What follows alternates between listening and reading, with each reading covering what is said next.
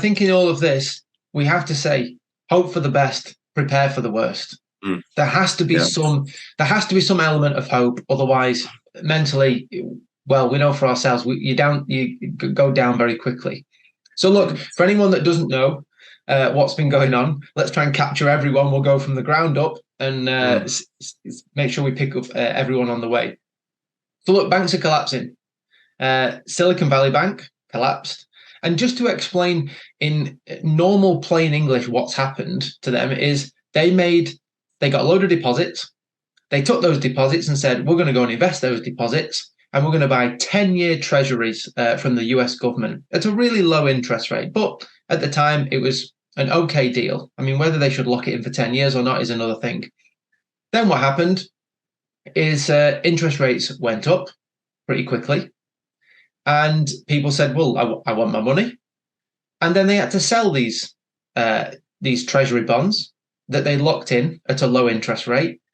Well, who do you sell them to? Who's going to buy something that's at a low interest rate when they could buy the same thing at a much higher interest rate today? So they had to take a loss, and they didn't have the money. And this is fundamentally why the problems occur, is because the banking system, please do your own research on this, it's called fractional reserve banking. And in simple terms, it says that the banks can lend out more money than they have. And it causes all sorts of problems because it only needs a few people to take their money out of the bank, and the bank goes down very quickly. So this is in essence what's going on. Some other things that are very frustrating, infuriating. Executives in the bank, in Silicon Valley Bank, sold their shares a few days before the collapse, and they paid out bonuses as well. Yeah, that's insane. So, coincidence? You make your own mind up. And I think the other thing to be aware of is that 2008 is in everyone's rearview mirror, and everyone's aware of what happened.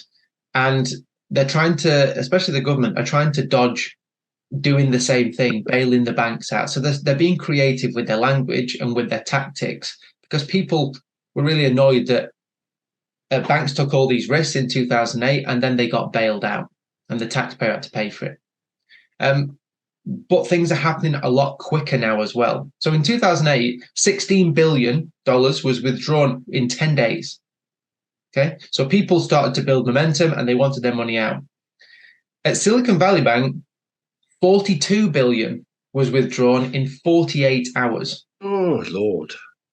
So this is, people know about 2008. It's not, it's not like generations and generations ago. It's a story that you read about in history. People live through it and they're very aware of it. Yeah. Also, Silvergate, Signature Bank, and First Republic are all in trouble. And First Republic is being helped out by other banks. And this is what the government don't want to do. They don't want to be giving money and seem to be bailing out banks in the same way that the US and the UK and Europe don't want a war with Russia. They want to fund Ukraine that's having a war with Russia. So it's indirect.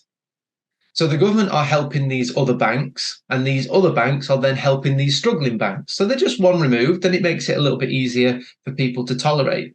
But you can see what's happening.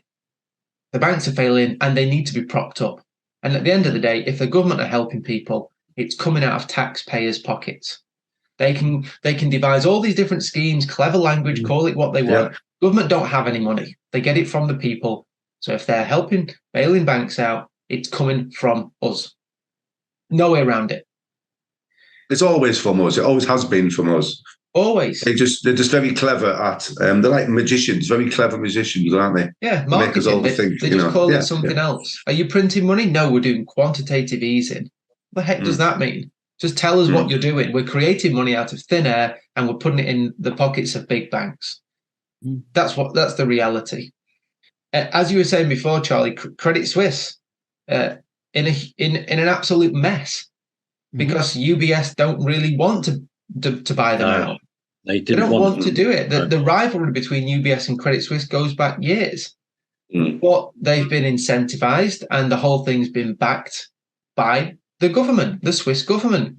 Because this whole phrase of saying we are helping banks that are systemically important. Again, using all this complex terminology, that is code for too big to fail. And that's straight out of the 2008 playbook. Banks that were too big to fail were helping. And they have to. In their eyes, they have to do it. And Adam, quickly, if I just come in and say the biggest thing I've noticed is the loss of confidence with investors. And I think that even if a bank's got reasonable amount of liquidity, if they lose their confidence, it doesn't matter. They're finished. And what we noticed with these three banks was the confidence was full. And I'm waiting for the next bank. We haven't seen one in Britain yet, but it could be. I'm waiting for someone to pull their money and start saying they've lost the confidence. And when Moody's starts down pegging these banks and started doing that, that's the start of the loss of confidence. Absolutely. Absolutely. Yeah. A few days before Credit Suisse collapsed, their chief executive said that they overshoot on capital requirements. So they have more money in reserve than is required. And they also overshoot on regulation. So they're saying, here's what the standard is, and we're above it. And days later, they collapse. They actually said we're in quotes, very strong, which is madness. And this is the whole thing, that banks are so interconnected. It's like a deck of cards. As soon as one starts falling, as you said, Simon, it has a knock-on effect to all the others. Very quickly, the reason they said it was strong, and the banks will say they're strong, there's a reason for that. And that is so that the super rich can get their money out before they collapse. It's an inside job. So they'll convince the world, don't leave your money there. It's safe. Leave your money. And the truth is they're telling you to leave your money there so that they can get their money out. I can totally believe it. Totally believe it. Yeah. I just wish they would say it like it is. You know, they use terminology like material weakness. Okay, what does that mean? Is the bank failing or is it not? Like, what's actually going on? And all of this, when you look back through COVID, what governments did is they reduced the requirements for banks to hold money, meaning that they could go and risk money and they didn't have to hold as much back for deposits. And then it's no surprise that this kind of thing happens. It's madness. Calling all US citizens. Check out the link in the description to get your free Goalbusters ebook.